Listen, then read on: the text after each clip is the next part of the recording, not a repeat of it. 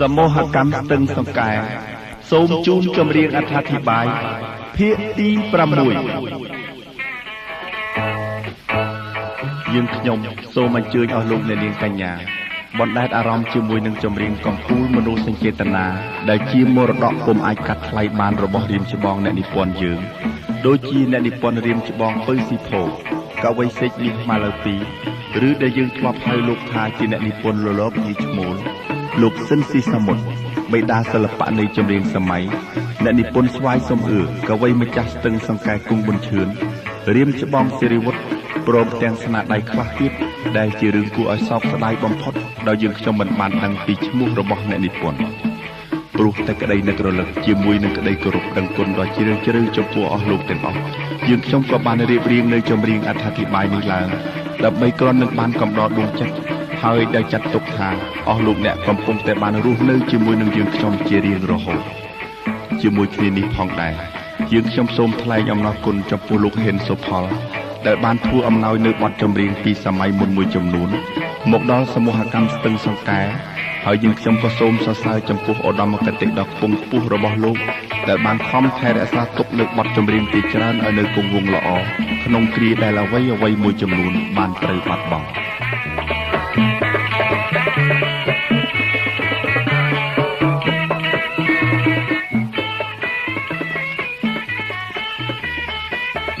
ជាដំបូងនេះអស់លោកដែលនាងនឹងបានស្ដាប់នៅទំនួញសេចនេះដែលត្រូវឃ្លាតចាកទ្រនំ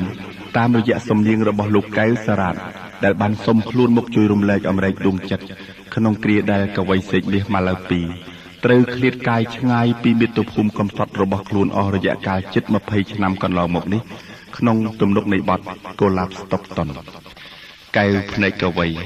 បានយល់សម្រស់កូឡាបថ្មីដែនដីស្តុកតុនធ្វើឲ្យចិន្តាលួចគួចប៉ងប្រាថ្នាចង់បានបុប្ផាមករស់នៅជាគូគប់តែធ្វើមិនដេចឡើយរូបបងជាជនអភ័ព្វជាសេចមាសនារីគូគប់គ្មានបុណ្យខ្វះទ្រព្យភៀសខ្លួនចាកចោលទឹកដីសូមព្រះអង្គអង្គរក៏ដូចជាព្រះអង្គស្តុកតុនដែលមានបុណ្យបារមីជួយណែនាំសម្ដីចេញពីកវីទៅប្រាប់ដល់កូឡាផង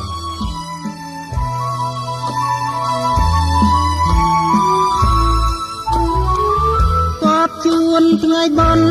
ស្ទង់តន់ណាមកដល់ភ្នែកខ្ញុំថតតលកូឡាបមួយតអូនរំជូនពរំត្រង់លោកផងត្រឡោកផងញញឹមរាំងទាំងពីងពងភ្ញាក់ទាំងដៃកូឡាបស្តុកតុនលោកគុណណាមិនឆាតដោយខែរះអើតពប្រាំងជើងព្រៃកំពុងក្រពុំទុំតងពេញវ័យពេលដែលបានឃើញភាំងស្រីចិនបងមីលោបលួចស្នេហាបើសិនជាអូនដឹងម្លែងសំកែវប្រលឹងអូនខឹងនឹងបងអួលណែនអរាយំផងជេផងដឹងចិនបងចង់សងញ៉ាចិនភាំងក្ដីបងជាសេចមាសនេះរៀងគូគប់គ្មានបន់ខ្វះទ្រព្យពីខ្លួនចោលទាំងដីព្រះអង្គស្តុកតុនមានគុណណាបារមីសូមជួយណែនាំសំដីចេញពីកាំងវ័យប្រាប់កូឡាបផង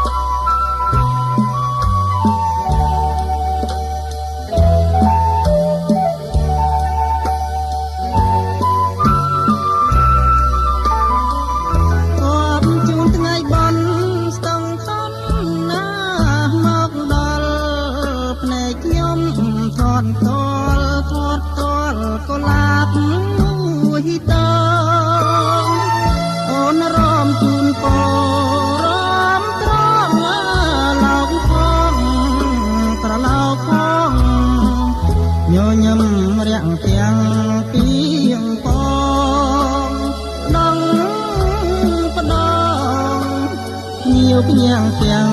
ដៃក៏ឡាបទឹកតន់លោកគាត់ណាមិនឆាតដោយខែរះអាតពប្រាំងជើងព្រៃកំពុងប្រពំទុំតងពេញវ័យពេលដែលមកឃើញទាំងស្រីចិនបងមេលោបលួចស្នេហាបើ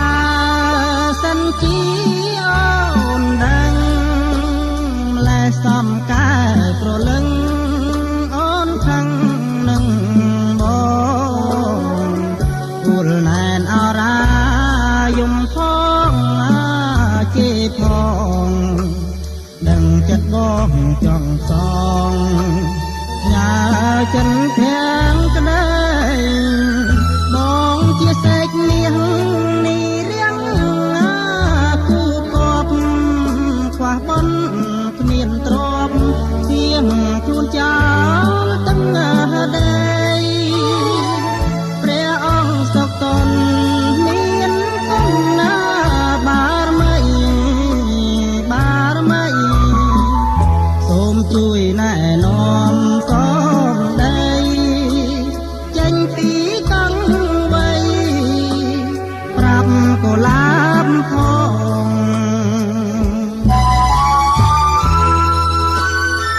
សេចក្តីស្នេហាប្រៀបបានទៅនឹងតារាដែលរះសើឆ្ងាយផុតក្តីប្រាថ្នាបានរុញច្រានមិត្តយើងឲ្យធ្លាក់ទៅក្នុងវិបត្តិយ៉ាងក្រៀមក្រំខ្លោចផ្សាក្នុងជម្រៅនៃភពស្នេហ៍រហូតដាច់ចិត្តប្រកាសសូមក្តីមេត្តាពីអានីម្ចាស់ចិន្តាអានីយ៉ាងណាប្រាថ្នាសូមតែចិត្តភក្តីបើថ្លៃមិនប៉ែតតីសូមស្រីមេត្តាពេលនេះរៀមច្បងម្ចាស់ហ្គីតាឯកនៃអតីតក្រុមតន្ត្រីអប្សរាគឺរៀមច្បងសេរីវុឌ្ឍបានប្រគល់នៅវិចារដួងចិត្តដ៏ស្វិតស្រពូននេះជូនទៅអធិរាជសំឡេងទឹកសិនស៊ីសមុទ្រឲ្យជួយពំនាំនៅវិបត្តិស្នេហ៍ប្រាប់ទៅម្ចាស់ចិត្តតាមរយៈបទនៃរាជិនីម្ចាស់ចិន្តា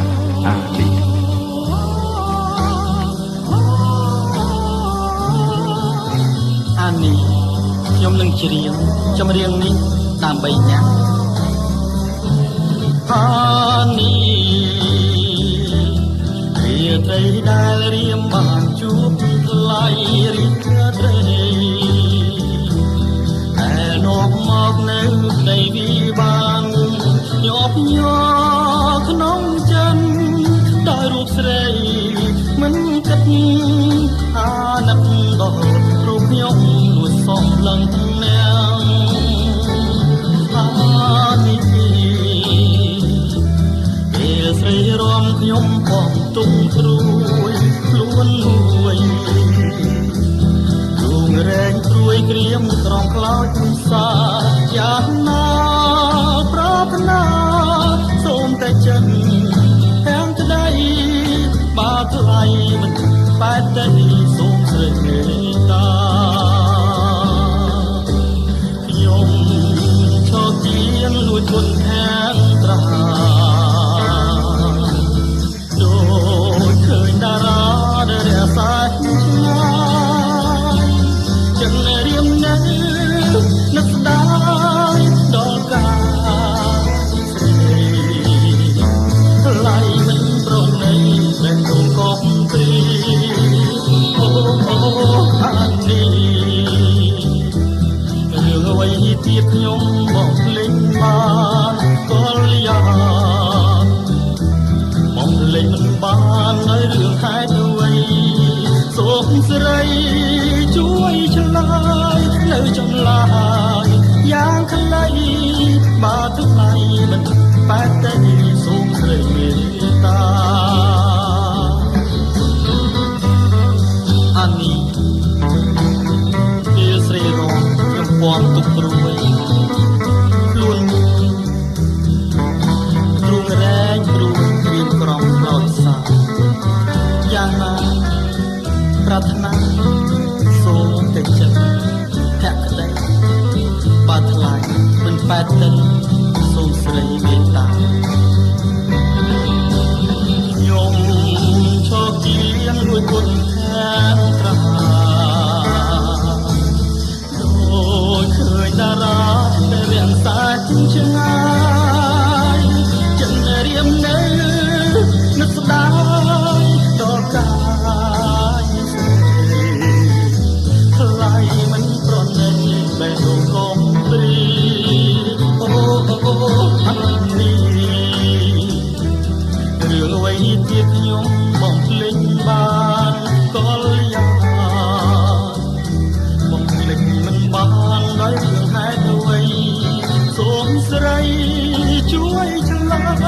នៅចម្លា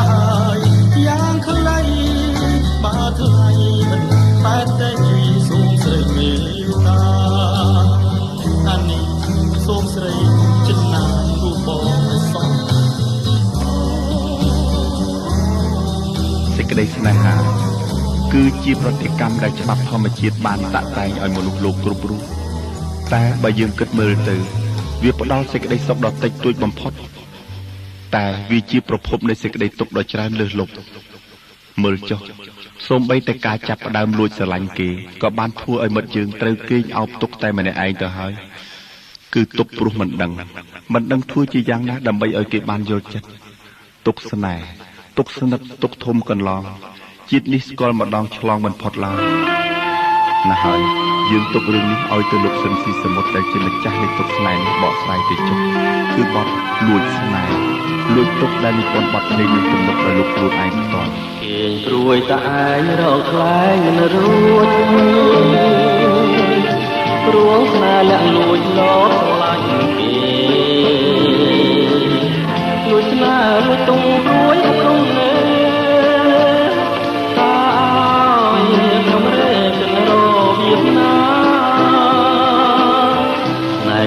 ទុកខ្លាំងពន់ខាំងគុណិតក្តីស្នេហ៍ធំពិតធំជាងកងប្រាថ្នាអង្គងខ្នើយក៏គេកោណាឃើញតែព្រះប្រាច្បាស់នៅមុខមក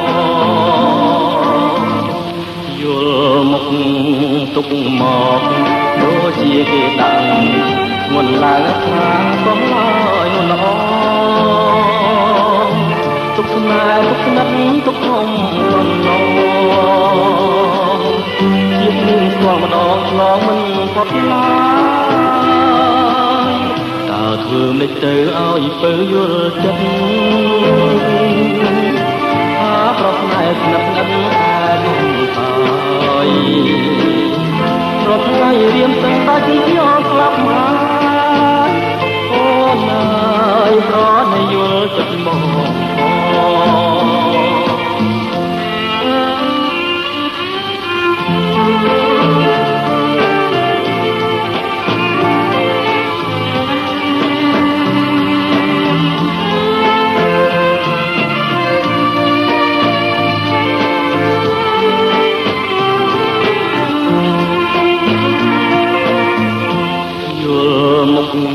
ទុកមកដូចជាគេដាក់មុនឡើងស្រាងក៏ឡើយមុនល្អទុកស្នេហ៍ទុកស្និទ្ធទុកហំគុណឡងជាតិនេះស្គាល់ម្ដងឆ្លងមិនផុតឡើយតើធ្វើមិនទៅឲ្យពើយល់ចិត្តថាប្រស្នេហ៍ស្និទ្ធស្និទ្ធតែគុណតា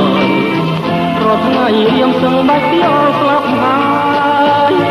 អូនអើយប្រណីយល់ចិត្តម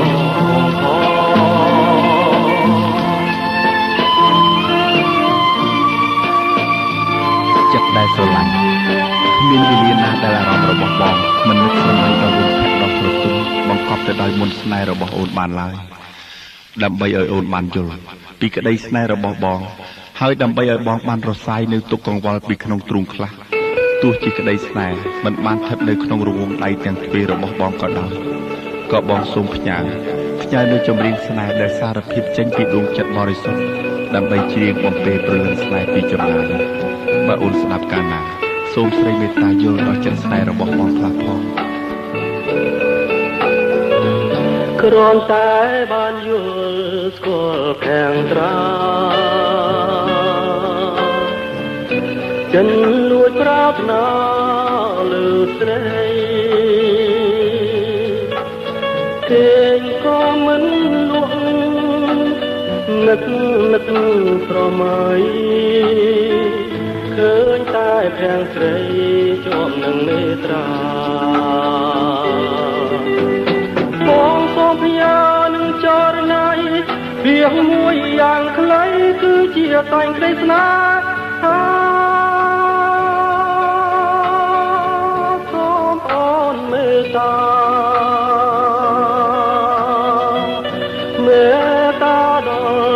រៀមផងតែបំណងបងស្នេហ៍តែមកឡើងតើអូនព្រមស្មានទៅពីស្អី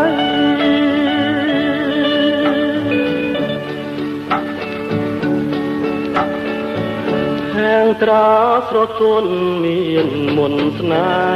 ហ៍ល្អផុនគេក្នុងលោកីបើសិនអូនព្រមរួមពីសម័យ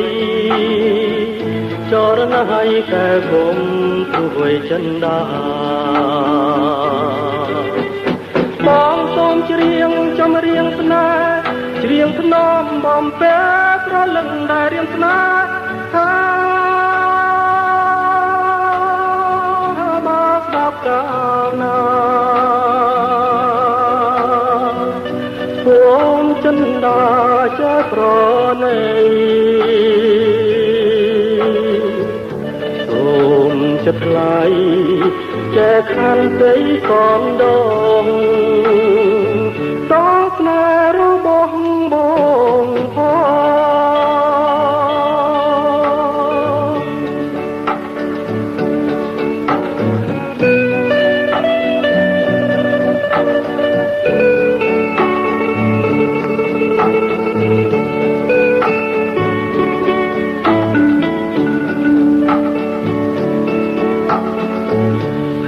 ត្រាស្រទន់មានមុនស្នេហ៍ល្អមុនគេក្នុងលោកីបើសិនអូនព្រមរួមពីសម័យចរណហើយកែគុំព្រួយចិនដាបងសូមច្រៀងចម្រៀងស្នេហ៍ច្រៀងថ្នមបំពេប្រលឹងដែលរៀមស្នេហ៍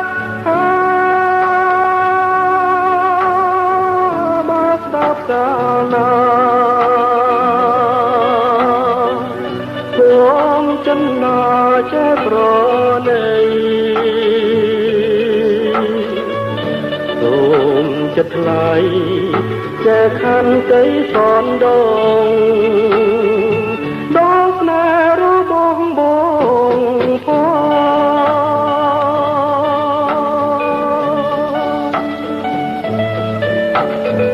ក៏ដូចជាបងដែរអូនដឹងថាអូនគឺជាអ្នកទោសម្នាក់ដែលត្រូវជាប់ក្នុងគុកនៃវិបត្តិដួងចិត្តហើយអូនសង្ឃឹមថាមានតែបងម្នាក់ប៉ុណ្ណោះដែលអាចជួយរំលែកអំរែកស្នេហ៍ដ៏ធ្ងន់អណែកនេះឲ្យចាក់ផុតពីត្រើយនៃជីវិតរបស់អូនបានបងដឹងទេថារាល់ពេលយប់ថ្ងៃអូនតែងសម័យនឹកទៅដល់សែនខ្វល់ចំពោះតែរូបបងមួយរាល់ពេលយប់ថ្ងៃស្គាល់តែទឹកភ្នែកដែលហូរជ្រែកភក្ត្រាព្រោះនឹកគិតថាជាតិនេះអូនគ្មានវាសនានឹងបានជ្រកក្បែរទ្រូងបងឡើយហើយមានតែដំណក់ទឹកភ្នែករយពាន់ដំណក់ដែលហូរស្រក់មកទើបដឹងថាចិត្តស្នេហ៍របស់អូនមានទំហំធំប៉ុណ្ណាចំពោះបងកាលបើបានស្ដាប់សម្ដីបងដែលបងពោលថាស្រឡាញ់អូនធ្វើឲ្យអូនចង់ឃើញមុខបងចង់ស្ដាប់សម្ដីបងគ្រប់ពេលវេលាសូមម្ចាស់ចិត្តមេត្តាជ្រាងបំពេដួងចិត្តអូនឲ្យបានចាក់ផុតពីក្តីទុក្ខបងសៅដោយសំនៀងភក្តីនេះជារៀងរហូតផងចុះយើងជឿជាក់ថាមានតែកវីស្វ័យសំអឿទេដែលមានញាណពិតអាចមើលឆ្លុះពីអត្តកម្បាំងពិតនៃដួងចិត្តរបស់អ្នកនាងរស់សេរីសុទ្ធាយកមកបកស្រាយជូនបណ្ឌិតស្ដាប់ក្នុងទំនុកនៃបទម្ចាស់ត្បូងកណ្ដៀងចាត្បូងកណ្ដៀងច្រៀងថាស្មងអូនចង់ឃើញពីនារាល់ពេលយំថ្ងៃឲ្យមិនចាំកណ្ដៀងច្រៀងលងលំចិនស្រីសំឡេងភក្តីបតាំងទូអូនជាកលំដល់ក្បែរភ្នំត្រែងមានសាកលប្រតទទួលជាគូ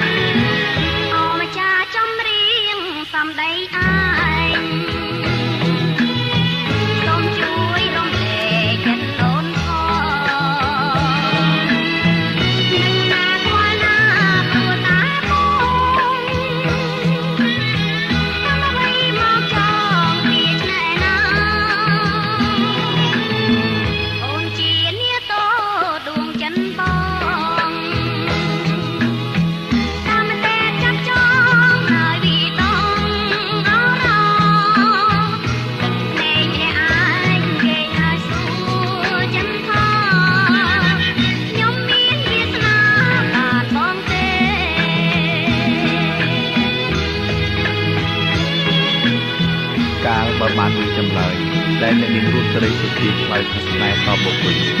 ធ្វើឲ្យកំឡោះសិនពីសមុទ្រតែរំភើបដែលមិនអាចរកអ្វីមកផ្ទឹមបានរហូតទប់ប្រាណមិននឹងទន្ទឹងរង់ចាំជួបម្ចាស់ស្នេហ៍ដ៏ចិត្តរែងអន្ទះសាគ្មានលុះមួយគ្រាណាសោះឡើយហើយពេលនេះដែរយើងបានឮនៅសារស័ព្ទមុនស្នេហ៍តន្ត្រីដែលរាយដោយកវីស្វាយសំអឿដើម្បីប្រគំបំពេដល់គូស្នេហ៍របស់លោកស៊ិនស៊ីសមុទ្រក្នុងទំនុកច្រៀងលេខបទចៅកប់រស៊ីរកងត្រីរីយំលួយល្វើយមកកាបងហើយនាងនៅទីណាបងសែនអាឡ័យស្ទើរខ្សែជីវ៉ារងចាំស្នេហាមានលួងទេឡើយអូចៅដកអើយចៅដកលហុងអញ្ជើញមុនស្នេហ៍អូឡុងប្រងកូតហៅស្រីមកឆាប់រា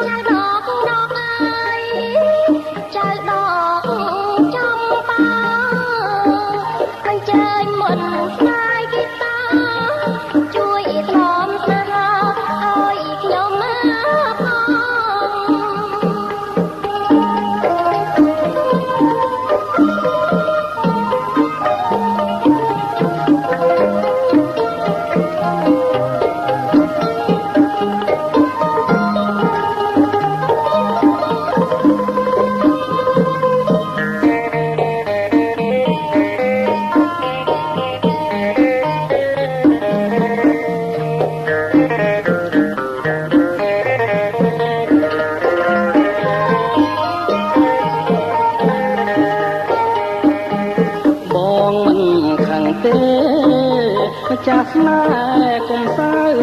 មកគីតាបានប្រាប់បងថាអូនមកហើយកាយស្រង់ប្រាក់ឆ្មងបងសូមគៀងកាយសូមកាយអូនជាខ្នាយរចាំជីវិតចៅដកអើយចៅដកនួនស្រីអញ្ជើញមុនស្នេហ៍ចាក់ទៅសូមអ្នកបំភ្លៃនាំពេលទៅ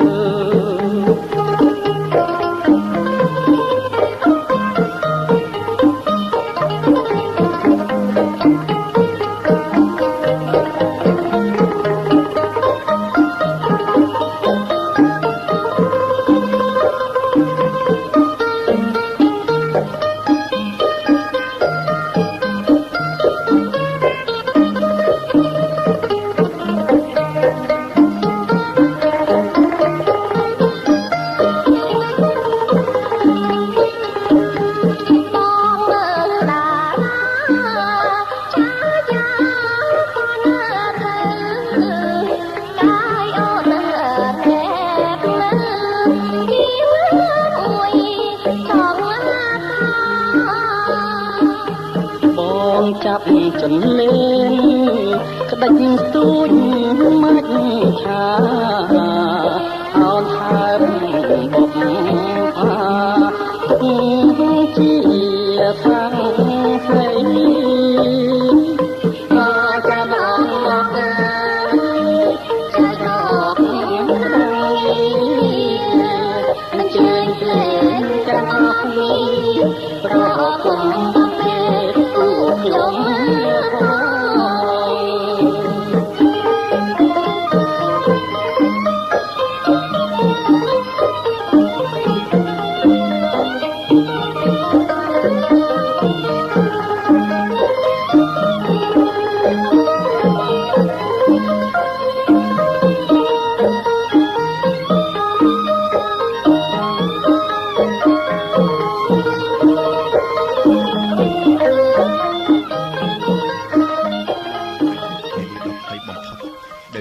ជួបគ្នាប៉ុន្តែឥឡូវពេលវេលាបានទៀមទាឲ្យបងត្រូវឃ្លាតឆ្ងាយពីអូនទៅហើយកែវភ្នែកដែលបងធ្លាប់សម្លឹងកែវភ្នែកដ៏ភ្លឺថ្លាហាក់ចេះវិចារប្រាប់នៅក្តីអាល័យក្តីស្នេហ៍ស្ទើរតែឲ្យបងឈានជើងចាក់ចេញទៅមិនរួចណាស់ហើយយើងឃ្លាតគ្នាមួយគ្រាសិនចុះហើយអូនសង្ឃឹមថាយើងគង់បានជួបគ្នាជាថ្មីចំណែកចិត្តដែលធ្លាប់ស្នេហ៍បងនៅតែស្នេហ៍ស្រីស្នេហ៍យើងធំជាងភពផែនដីគ្មានអ្វីមកបំបែកបានឡើយអ្នកនិពន្ធរៀមច្បងពៅស៊ីផូបានចូលខ្លួនមកអង្រួនដួងចិត្តរបស់អស់លោកអ្នកនាងកញ្ញាតាមសូរសៀងសំនៀងទឹករបស់លោកសិនស៊ីសមុទ្រក្នុងទំនុកនៃបទដួងនេត្រា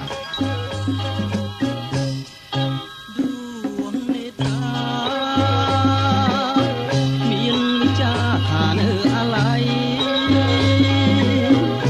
ពេលដែលរៀមត្រូវវាឆ្ងាយនៅនឹកស្រងនឹកស្ដាយអត់ណាយអត់បែកអត់បាយដួងនេត្រាមានវិចារថានៅតែស្នេហ៍ដោយស្មងអិនកិច្ចការចិនមួយដែលបងខំខែគុំឲ្យតែអូនម្នាក់កែវភ្នែកដ៏ស្រងអើយភ្នែកនេះហើយចិនរៀមជុំទាំងនៅពេលបងនឹងត្រៀមសម័យឃើញទាំងវលាំងដឹកយកមិនព្រមព្រៃដួងនេត្រាសង្ឃឹមថាជួបគ្នាជាថ្មីចិនរៀមនៅតែស្នេហ៍ស្រីស្នេហ៍ធំដូចភពផែនដីមានអ្វីមកបំបែកបាន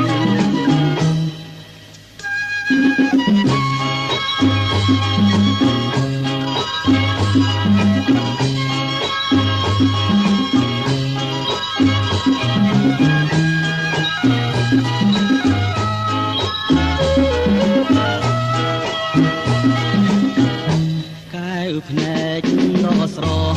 អើយភ្នែកនេះហើយចិនរៀមជុំទាំងនៅពេលបងនឹងត្រៀមសម័យឃើញទាំងវលាំងដឹកយកមិនព្រមព្រៃដួងនេត្រាសង្ឃឹមថាជួបគ្នាជាថ្មីចិនរៀមនៅតែស្នេហ៍ស្រីស្នេហ៍ធំដូចភូមិផែនដីមានអ្វីមកបំបែកបាន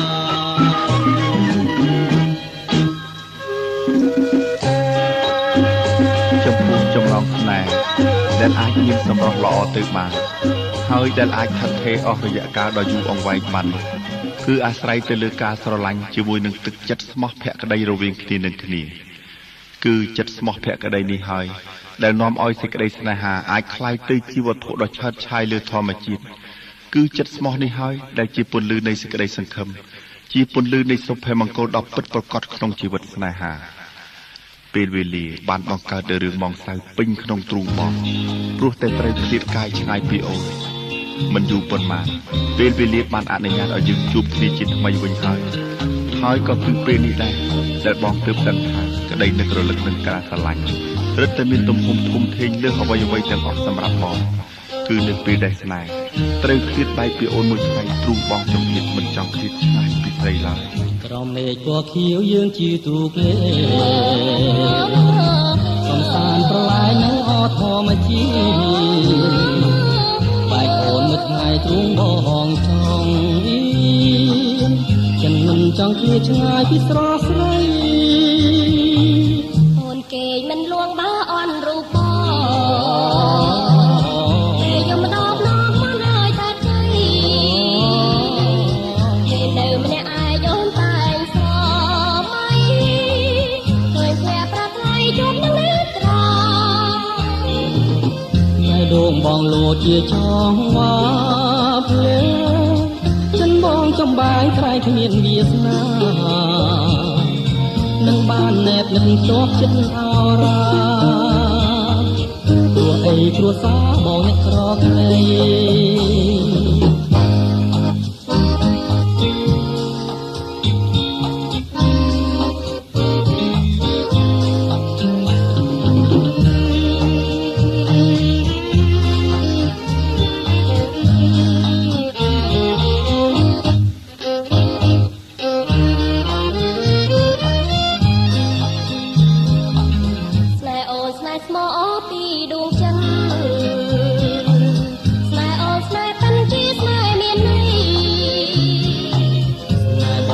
ជាស្នេហ៍ស្មោះ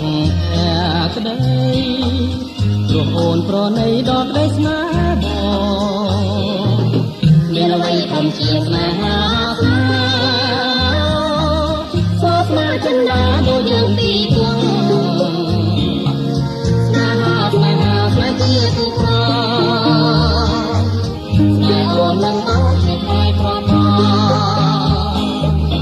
នេហ៍អូននឹងមកជាថ្លៃប្រត់ឥទ្ធិពលនៃការស្រឡាញ់ក្នុងរង្វង់ដៃនៃការថ្នាក់ថ្នមជាមួយសម្ដីលួងលោមដ៏ផ្អែមពីរូបបីដូចតន្ត្រីឈ្មោះរបស់បងបានចងចិត្តអូនឲ្យចុះចាញ់ពីឆ្លើយក្នុងសម័យស្នេហ៍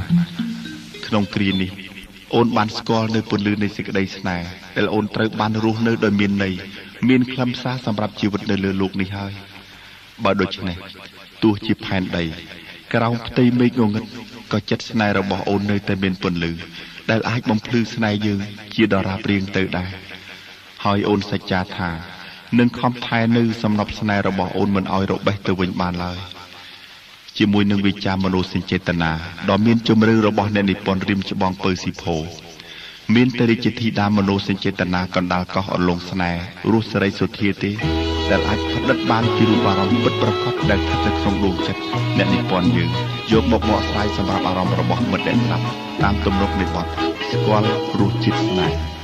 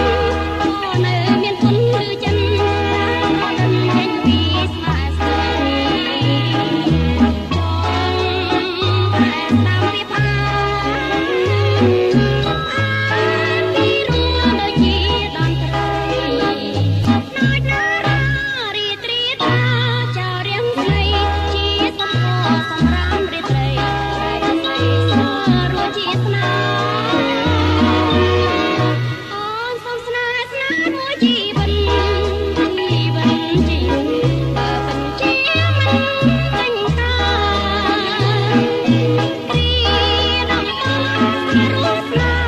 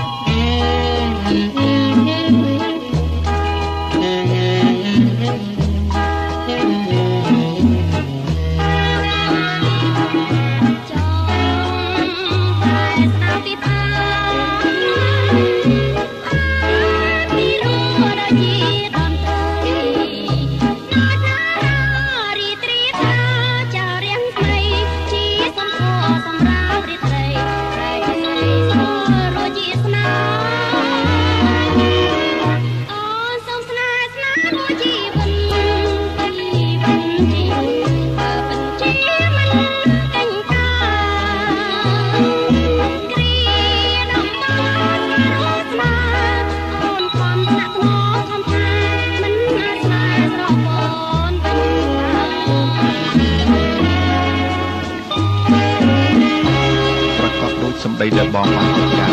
ថាទោះជាយ៉ាងណាក៏បងមិនអាចបំភ្លេចអូនបានដែររហូតដល់ឥឡូវចិត្តដែលធ្លាប់ស្រឡាញ់បងនៅតែស្រឡាញ់តែអូនម្នាក់គត់មិនដែលប្រែចិត្តដតិចតួចឡើយតែហេតុអ្វី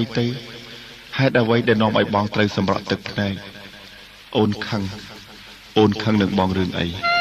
ឬក៏ស្រីខ្លាចបងមិនស្គាល់ចំពោះចម្ងល់នៃដំណក់ទឹកភ្នែក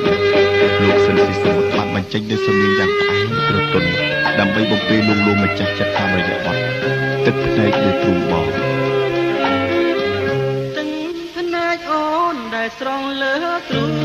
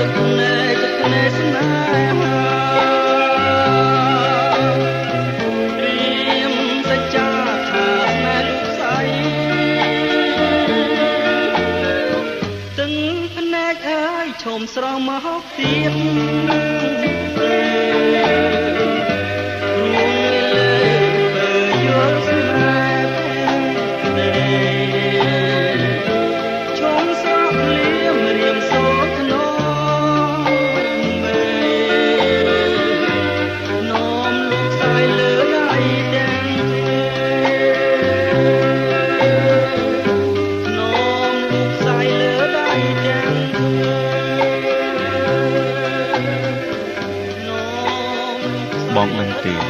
ដំណក់ទឹកភ្នែកដែលហូរស្រក់លើទ្រូងបងនេះហើយគឺពិតជាដំណក់ទឹកក្រត់ដែលស្រក់រំលាយសេចក្តីស្នេហ៍យើងឲ្យព្រាត់ប្រាសពីគ្នាក្នុងគ្រានេះសម្រាប់អូនមានតែទឹកភ្នែកនេះទេដែលជំនួសវាចាប្រាប់ពីក្តីសោកស្ដាយក្តីស្រណោះអាឡោះអាល័យក្តីស្នេហ៍ដែលគ្មានព្រំដែនចំពោះបងដួងចិត្តដែលបានបាត់បង់ស្នេហ៍បរិសុទ្ធទៅលើបងហើយនោះមិនអាចឲ្យអូនបំភ្លេចបងបានងាយនោះទេជាពិសេសអូនសែនស្ដាយចិត្តស្នេហ៍ចិត្តស្មោះរបស់បងដែលធ្លាប់មានចំពោះអូនតើឲ្យអូនប្រគល់ទៅឲ្យស្រីផ្សេងវិញមិនដេចបានទេប្រកាសជាមិនបានអូនមិនអាចបំភ្លេចបងបានទេបើហ៊ានបំភ្លេច នោះជីវិតអូននឹងត្រូវរស់នៅដោយអស់នៃរលីងជាមិនខានឡើយតើឲ្យខ្ញុំសម្រេចចិត្តរើសយកផ្លូវណាបើមកខាងជាសង្សារមកខាងជាបងស្រីដែលធ្លាប់មានគុណយ៉ាងធ្ងន់ចំពោះជីវិតខ្ញុំបើខ្ញុំយកខាងសង្សារឃើញថាខ្ញុំជាមនុស្សមិនស្គាល់គុណនឹងទោសសោះខ្ញុំជាមនុស្សចិត្តខ្មៅបំផុតណាស់ហើយចុះរវាងគុណធម៌និងស្នេហាខ្ញុំសម្រេចចិត្តថាបោះបង់ស្នេហាបង្ខំចិត្តឬយកគុណធម៌ទៅចុះទំងន់នៃទុកនេះរាជធីតាមនោសញ្ចេតនាកណ្ដាលកោះអន្លង់ស្នេហ៍រុស្រីសុធានឹងចូលមកបកស្រាយជូនអស់លោកអ្នកនាងតាមទំនុកនៃបទស្រីណាមិនយំ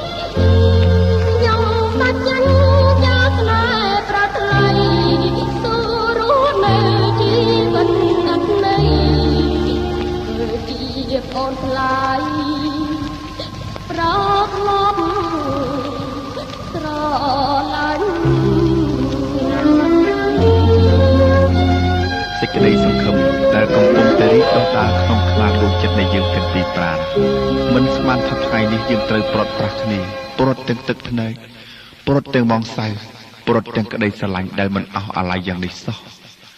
មនុស្សដែលត្រូវបាត់បង់បេះដូងដូចជារូបបងយ៉ាងនេះទៅហើយតើវិញ្ញាណដែលនៅមានប្រយោជន៍អ្វីទៅណោះ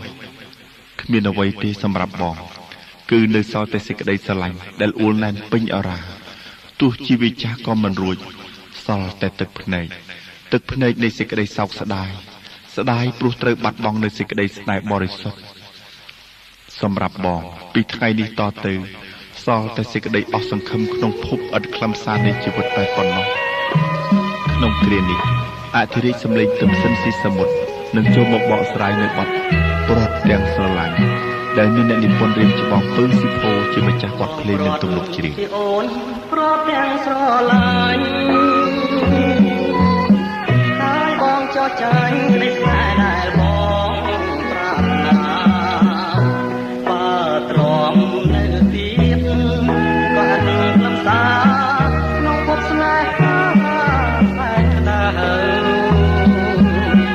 បងប្រត់ពីអូនប្រត់ទាំងទឹកភ្នែកចម្រៀងកាយស្អាតក៏នៅមានន័យមកសានកិច្ចមិនផុតទេអនុស្នេហ៍ជ្រៅស្រមៃស្រែកហើយតែអូនកាយភ្នែកធ្លាប់សម្លឹងទ្រង់បីខឹងតែមិនដែលស្រពោនមិននឹកស្មានថាប្រត់អូនជីវិតដូចក្បូនលូនរសាត់គ្មានក្រោយឈ្មោះអូនដូចផ្កាបងបុជាព្រះបងស្រឡាញ់ណាស់មិនចង់ឃ្លាតពីចិត្តម្លាយពេលនេះសែកហើយទឹកលឺសូចឆ្លាយអស់ហើយសេចក្ដីសង្ឃឹម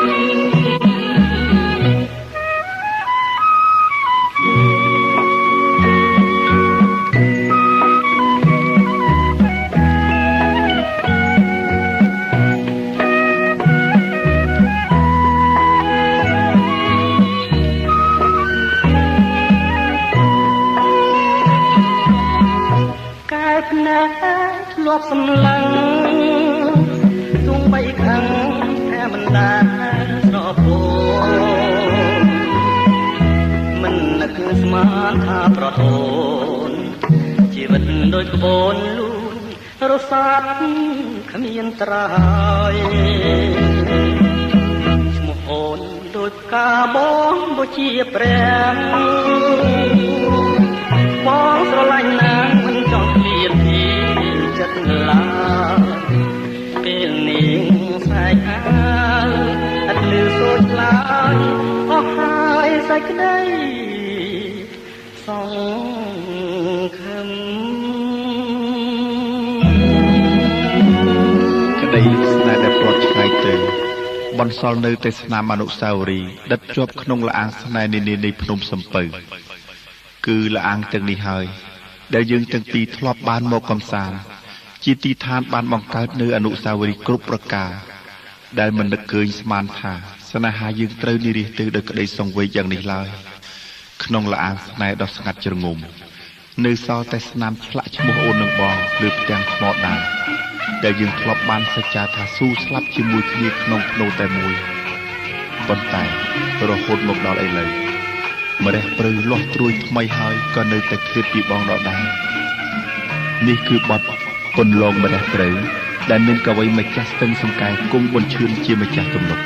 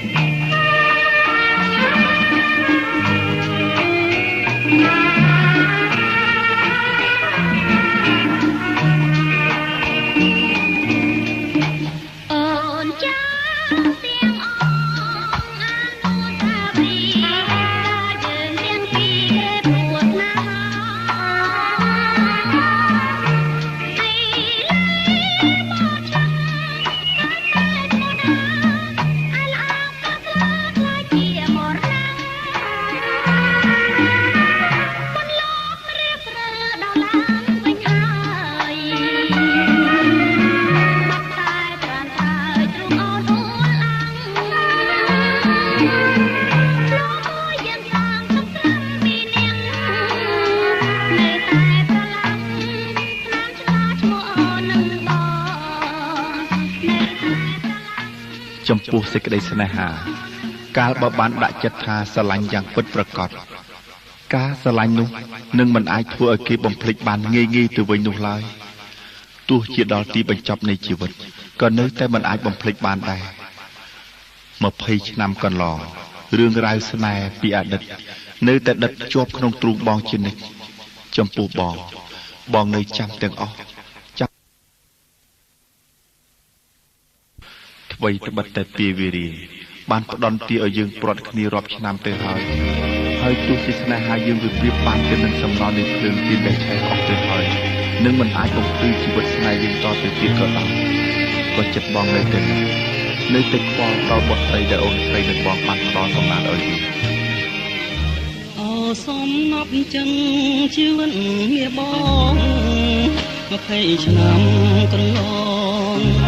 តែចឹងរៀមបងនៅនឹកអាឡ័យ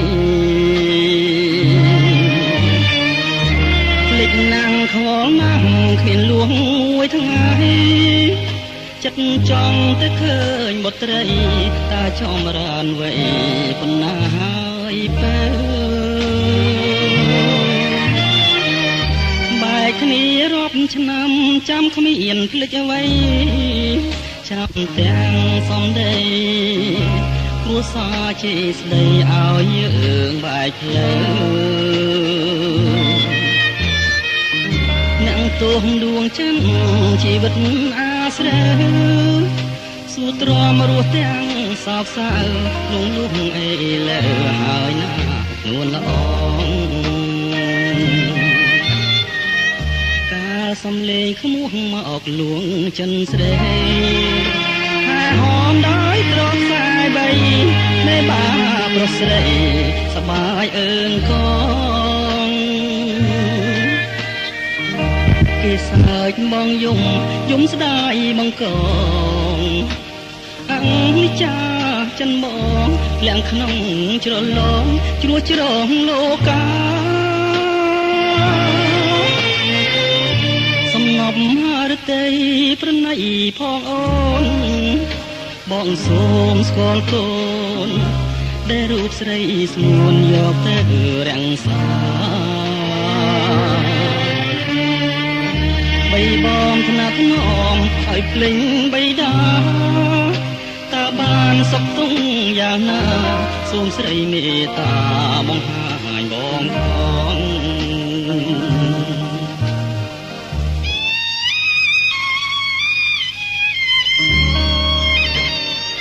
ក្នុងនាមជាឪពុករបស់កូនដែលស៊ូទ្រាំរស់ទាំងរបួសក្នុងចិត្តរហូតឥឡូវសូមសំណប់ចិត្តបងមេត្តាបង្ហាញកូនឲ្យបងបានឃើញផងក្នុងគ្រានេះលោកសិនស៊ីសមុទ្របានចូលខ្លួនមកទទួលនៅទំនួញដួងចិត្តជំនួសកវីស្វាយសំអឿក្នុងទំនុកនៃបទសំណប់ចិត្ត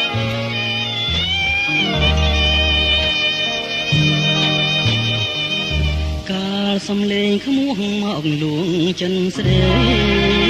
តែហមដោយត្រកខ្សែបីនៃបាប្រុសស្រីសបាយអើងកង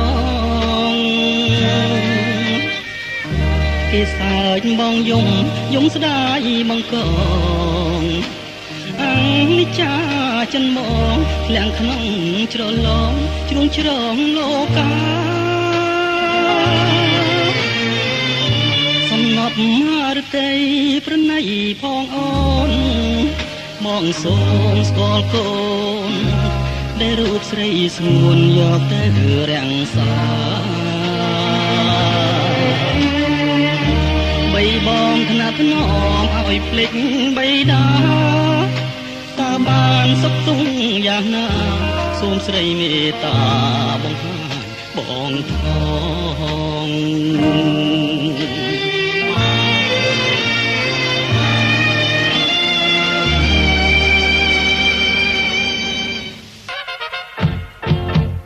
ចម្រៀងអត្ថាធិប្បាយស្ទឹងសង្កែភាគទី6ចប់តែប៉ុណ្ណោះសន្យានឹងវិលជួបអស់លោកអ្នកនាងកញ្ញាជាថ្មីនៅភាគបន្តទៀតសូមអស់លោកអ្នកនាងកញ្ញានិងប្រិយមិត្តអ្នកស្ដាប់គ្រប់ទិសទីបានប្រកបទៅដោយសុភមង្គលគ្រប់ប្រការសួស្ដី